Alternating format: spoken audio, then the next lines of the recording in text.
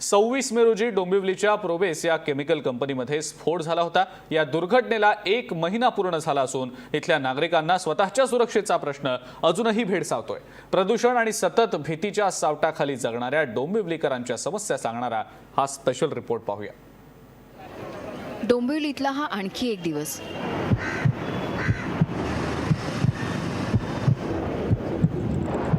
Chemical कंपन्यांचा आम्हाला इतका त्रास होतो, 20 वर्ष आम्ही हा सहन करतोय त्रास।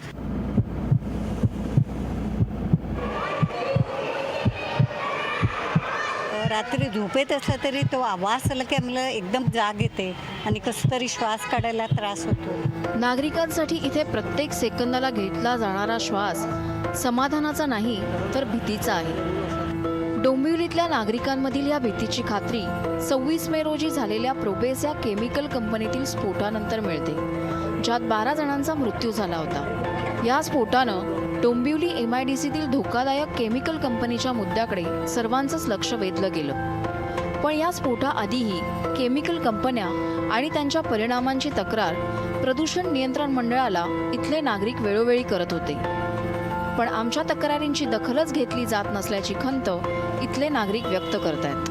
आणि आम्ही जवळपास 10 वर्ष फॉलोअप करतो, रिटर्नमध्ये करतो, सगळं करतो, त्यांना पत्र लिहिली आहेत, बरंच काय करतात, पण अजूनही कुठलीही ठोस उपाययोजना झालेली वाटत नाही मला। प्रदूषण नियंत्रण मंडळाच्या अहवालानुसार डोंबिवली MIDCतील कारखान्यातून दर दिवसाला बाहेर पडणारे सांडपाणी 2.5 कोटी लिटर आहे।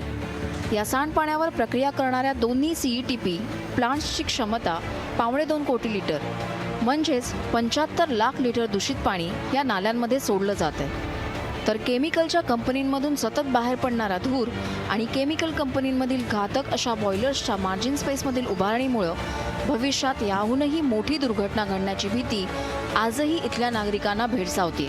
मागे आम्ही एक सर्वे केला होता, त्या सर्वेमध्ये आम्ही असं एक निष्कर्ष काढला होता की जर समजा डोंबिवलीमध्ये फेज 1ला एखाद्या टेक्सटाईल कंपनीत एखादा ब्लास्ट झाला तर जवळपास 1.5 ते 2 लाख लोक अफेक्ट होतील। अशी परिस्थिती एकूण डोंबिवलीमध्ये आहे आणि जसं प्रोबेसमध्ये झालं तसं कुठल्याही कंपनीत केव्हाही होऊ शकतं।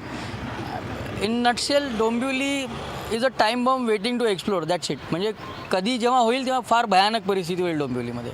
इथे जे काय केमिकल फॅक्टरी आहे त्याच्यामध्ये सिक्युरिटी आणि सेफ्टी व्यवस्थित ठेवली जात नाही। थायोनिल क्लोराईड आणि अशा पद्धतीचे वेगवेगळे केमिकल्स इथे वापरले जातात अशी आमची माहिती आहे। आमच्याबरोबर जे टेक्निकल लोक आहेत ते आम्हाला सांगतात आणि त्यांचं त्यामुळे असं म्हणणं आहे त्या लोकांचं की निश्चितच उद्या खरंच अशी परिस्थिती आली आणि काही दुर्घटना घडली तर भोपाळसारख्या परिस्थिती इथे नक्की उद्भवू शकते, असं स्पष्ट त्यांचं मत आहे आणि आम्हालाही ही भीती वाटते। कारण दुर्घटना कुठल्याही प्रकारचं आमंत्रण देऊन घडत नसतात किंवा त्या अचानकही घडत नाहीत। दुर्घटनांची सुरुवात होते दुर्लक्ष आणि निष्काळजीपणामुळे।